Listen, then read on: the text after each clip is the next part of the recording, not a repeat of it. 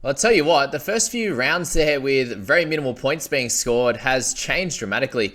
Rabbitohs destroying the Bulldogs 50 to 16 here, and my poor Cowboys going down to the Dolphins there 32 to 22. So it's very hard to gauge a lot of the scoring fantasy wise because of those high scoring games. There's some of those middles that we were really happy with in the first few weeks. You saw what like Tohu Harris was doing in those back and forth affairs when the ball was in play so much. And he was able to absolutely dominate. It then slowed down a little bit in his scoring as the game opened up a bit. And that's happening even more. And a few of these outside backs are really cashing in. And you can really see that in this Rabbitohs and Dogs game.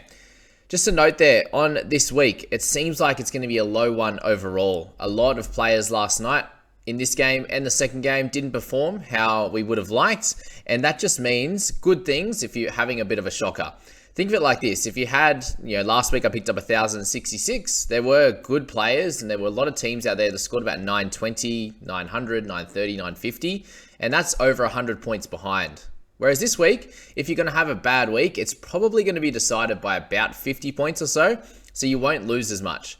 I am trying to make myself feel a bit better than that. About this week, to be honest, because it hasn't been great. But you look at majority of people's scorings. If you go into your leagues, your head-to-head leagues, your overall leagues there, and just click into some of the teams, you'll notice that a lot of them still have that 2 to 3 players that have been pretty poor. And if you've got the same in your team, it just shows that it hasn't been a great week overall.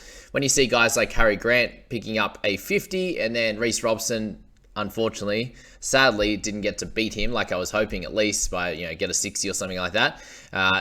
There's some low scores in the hooking position, whereas last week they both got 70, 73 and 87 respectively. So that's a few things that changes here. And some of the big scorers in these last few games have been low ownership guys. Latrell, not super highly owned in the top 5,000 anyway, especially because he hasn't been performing that well. A lot of people also traded him out this week, so that's something to note as well, that a lot of these players went well this week that were traded out. Reed Marnie, another guy that he was a little bit of a trade out candidate over the last few weeks and came back with a big score. So Latrell, credit where credit's due. He was awesome. Just freakish some of the plays that he can do. And these are the games where it happens. And unfortunately for the Dogs, who are a little bit decimated by injury, missing RFM, obviously Tavita Pangai, a lot of the middles there. They had a few out from last week, playing a bunch of sort of rookie guys in Harrison Edwards, Curtis Moran, these types of players there. And then Reynolds came on and didn't have his best game either. So just wasn't to be for the Dogs in this one. Latrell, a bounce back. He's back to a 51.5 average for the season, and he's priced under that average. So very good news. And so a couple of people trade him in. Worked out pretty well. Some likely traded out someone like Hammer, who had an absolute belter, and thinking that the Dolphins were going to play as well. They were actually pretty good last night. Cowboys weren't great, of course, but Dolphins played pretty fast, and that game was pretty good overall, apart from sort of 20 or 30 minutes where the Cowboys really fell away, but that's that.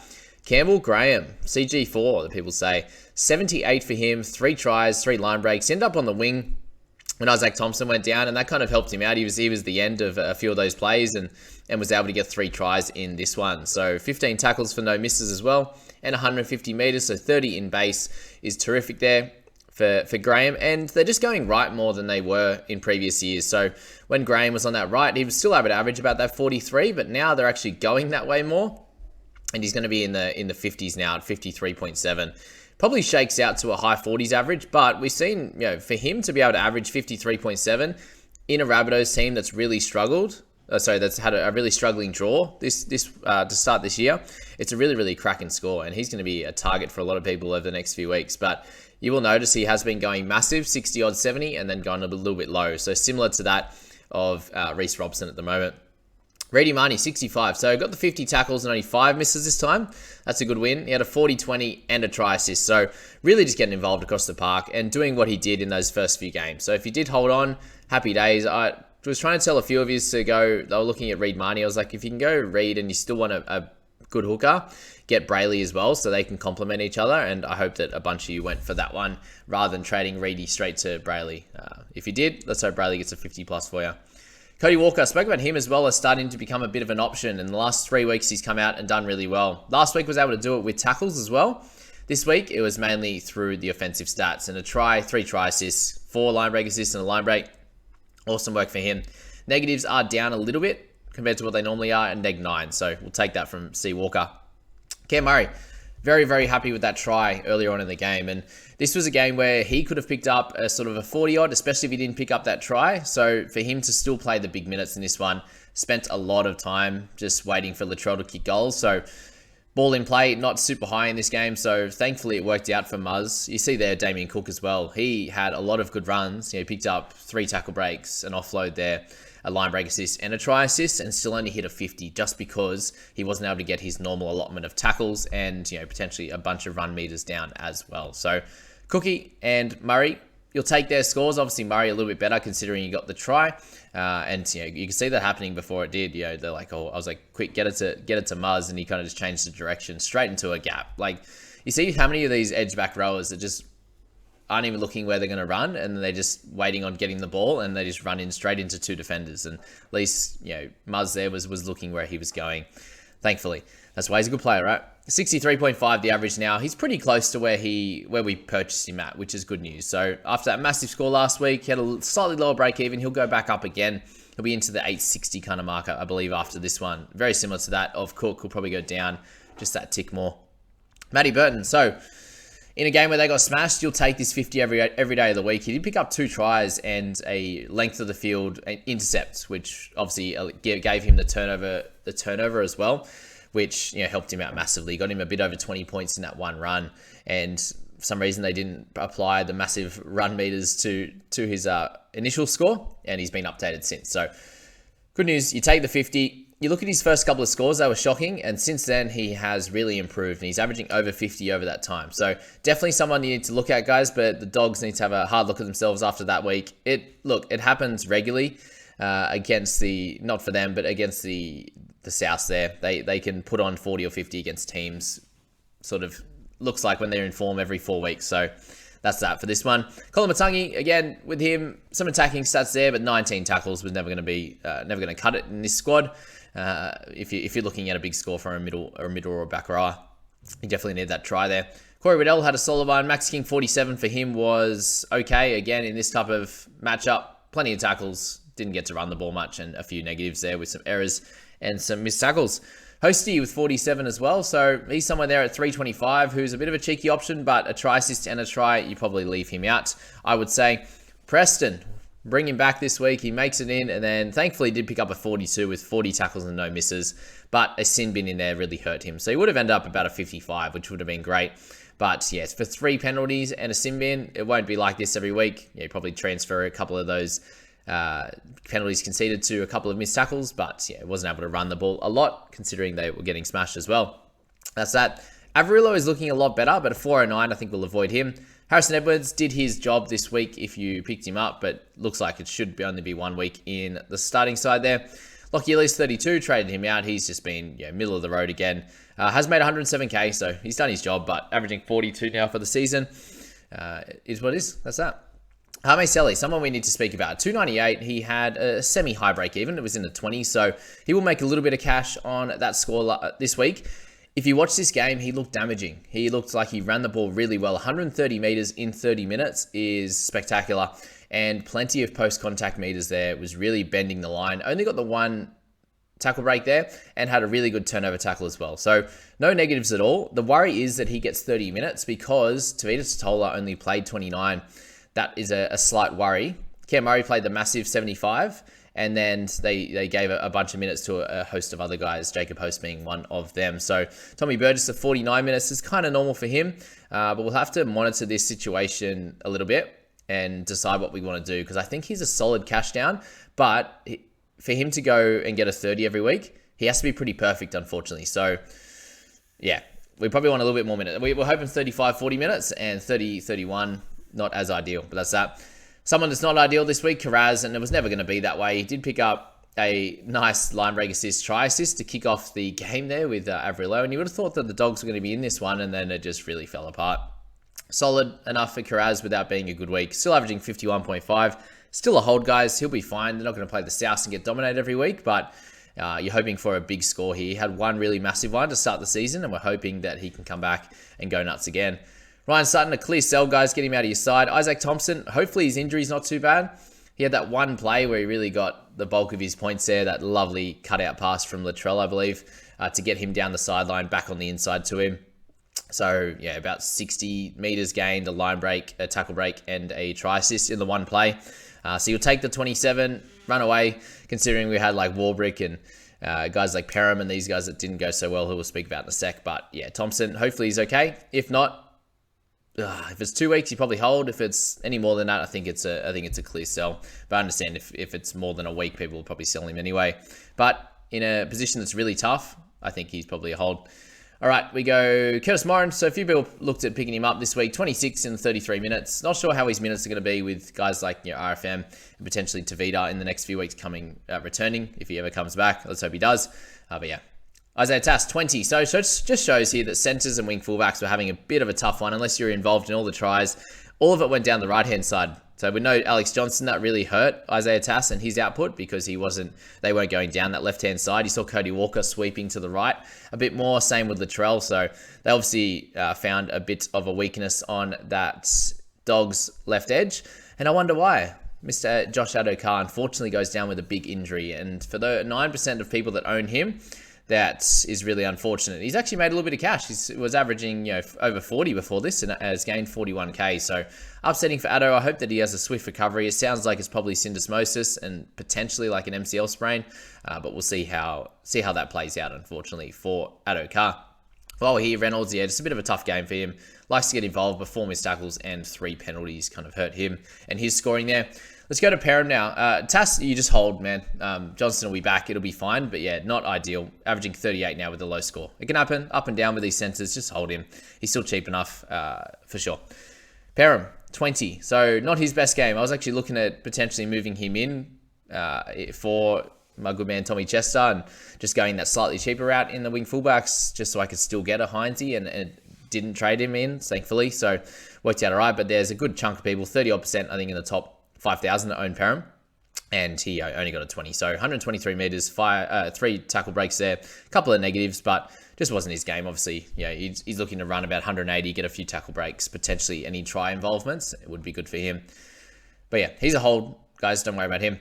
Totola, 19. So he's going to keep losing bulk cash. We might be able to get him at about 400 soon. And, copped a bit of a knock on that knee, the injured knee that he's coming back from. And, didn't put him back on after that first stint. And they didn't need to. So he'll be managed over the next bit. I think that he's not a trade in until probably another 2 to 3 weeks if you're looking at it. But yeah, that's if you've picked him up over the last bunch, then sad times, but not a high ownership have him at all. So David Wiley got 27 minutes, Cartwright got 28. So will those guys get those type of minutes going forward, or will it be more minutes for guys like Sele? That's the question. If Totola is out next week, then maybe you get a few more from Hame.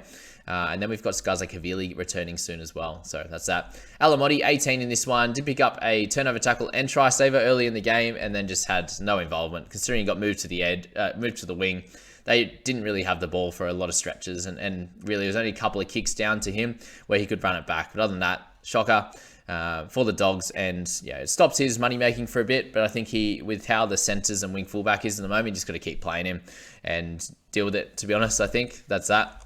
Let's move to the Cowboys one, and obviously very upsetting for me and my boys. Not great scores up top for my boys. But some good scores for the Dolphins, guys. And Jeremy Marshall-King continues to do great things. 2 try assists in this one. He's looking great around the ruck and averaging 54 now. Hasn't played the full allotment of games, but is looking great when he's out there. 41 tackles in this one still, when they had a good majority of ball for a lot of this game. Solid purchase if you're ever looking at him. He should be around that 50 mark going forward. He's priced pretty well accordingly, and you'll have him for Origin period and stuff like that. The Hammer, so 65 for him.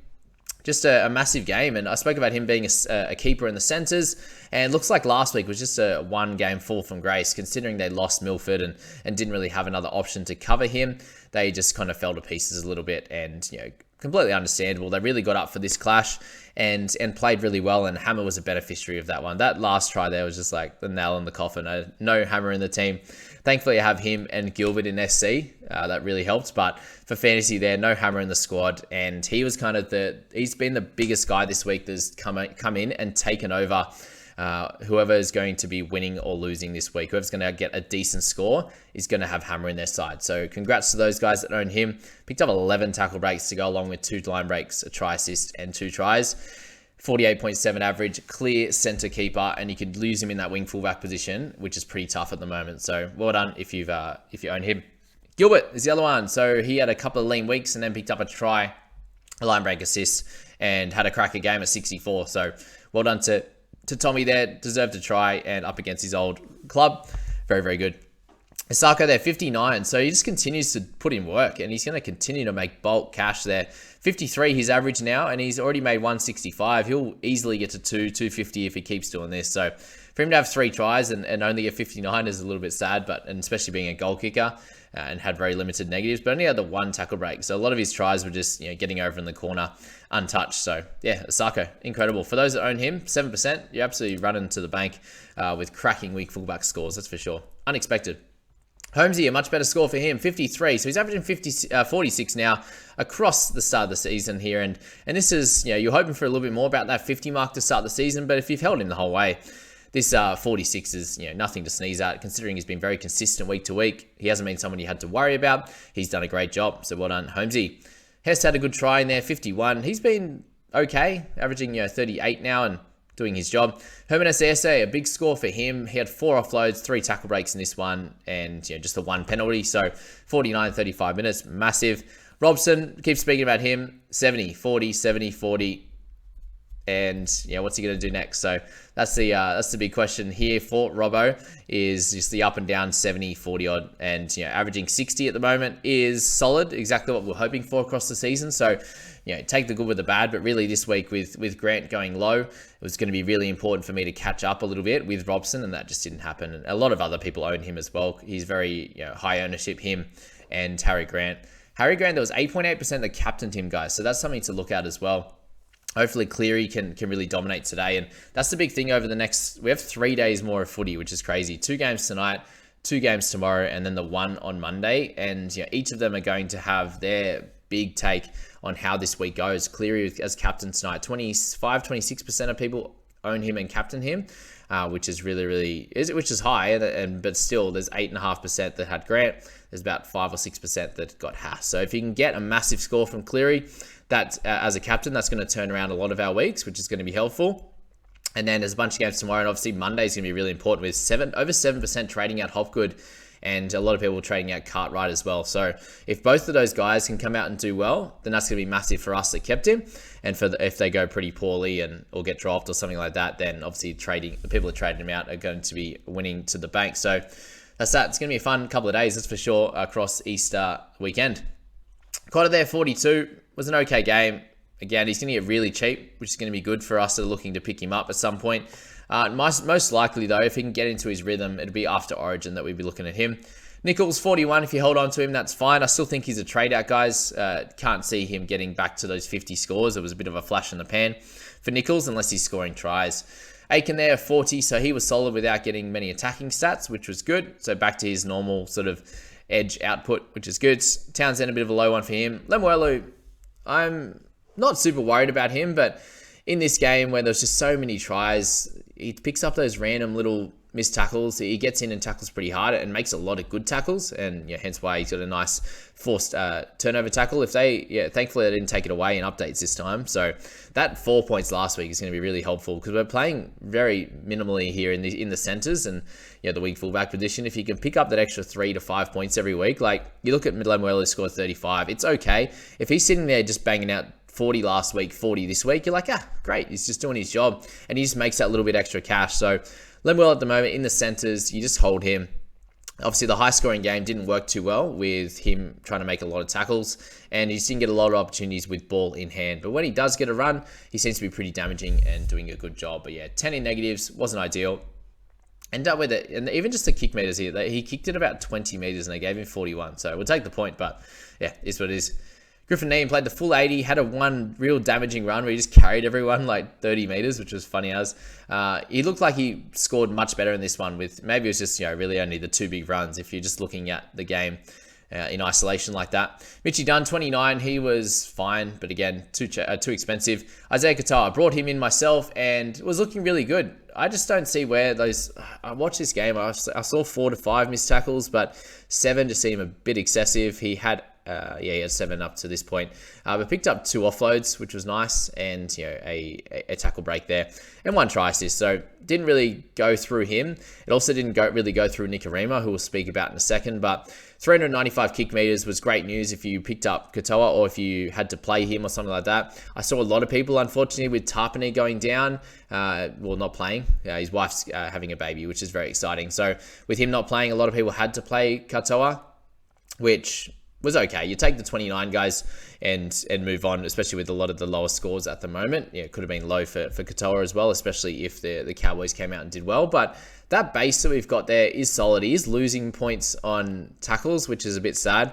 But in the kick meters there, and then the odd try assist or run meters is where his base is going to be at, somewhere around that 25 to 30. If he can keep scoring 30s, guys, he's going to get us up to closer to that 400k mark, which is going to be great. You take that for sure for a cheap guy that uses a cash down, or if you started with him, even better. So that's that. Drinkwater, very silky with a few of his movements, a few of his passes to get some of those tries. Yeah, to Kyle Felt, left to right there was good, but overall didn't really get a great score, and shows that the Cowboys really need to be rolling for him to come out and do really well. It's his first game back, 81 run meters, just not enough. I think he needs to be a little bit more damaging running the footy, and then also be a threat with his pass, which he was at the start, and then he just didn't really run the ball, or he just kind of got it out to certain players and left it at that. So that's Drinky there. Not ideal for him in his return game. Tommy Chester would have got 40 odd, wouldn't he? All right, not in this game though. Nikorima, 16 for him. So unfortunately, off with the sin bin, really hurts. But overall, would have picked up probably a 25 or something, which not the worst thing in the world. But if you're picking up someone at 250 who has very limited shelf life, 3 to 4 weeks, with Milford being out, then you really want him to pick up 30s and 40s to kick off, and he didn't do that. Yes, it could have been a 20 odd. It's a little bit unlucky, but this is the risk that sometimes you take. And that 16 is just really going to kill his money-making potential, unfortunately. Edric Lee with a nice 14 in his 80 minutes, as he sometimes does.